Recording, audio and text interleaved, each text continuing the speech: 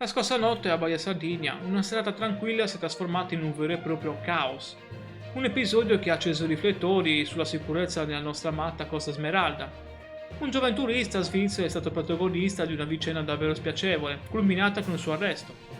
All'uscita di un noto locale, questo ragazzo, in uno stato di forte alterazione psicofisica, probabilmente dovuto all'abuso di sostanze alcoliche, ha iniziato ad aggredire chiunque stesse lasciando la struttura.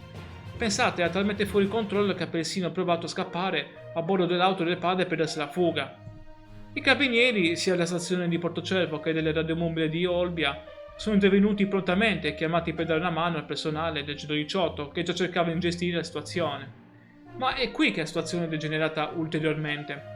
Il giovane, alla vista delle forze dell'ordine e nonostante la presenza dello stesso padre che cercava di impedirgli la fuga, ha reagito in modo estremamente aggressivo.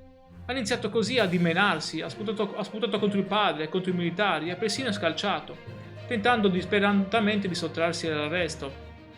Solo grazie all'aiuto provvidenziale di altri due ragazzi presenti sul posto, i militari sono riusciti finalmente a bloccarlo e a metterlo in sicurezza. L'arrestato è stato poi condotto nelle camere di sicurezza del reparto territoriale Carabinieri di Olbia ed è ora a disposizione della Procura di Tempio, Pausania, in attesa dell'udienza di convalida. Le accuse sono pesanti. Parliamo di violenza, minaccia e resistenza a pubblico ufficiale.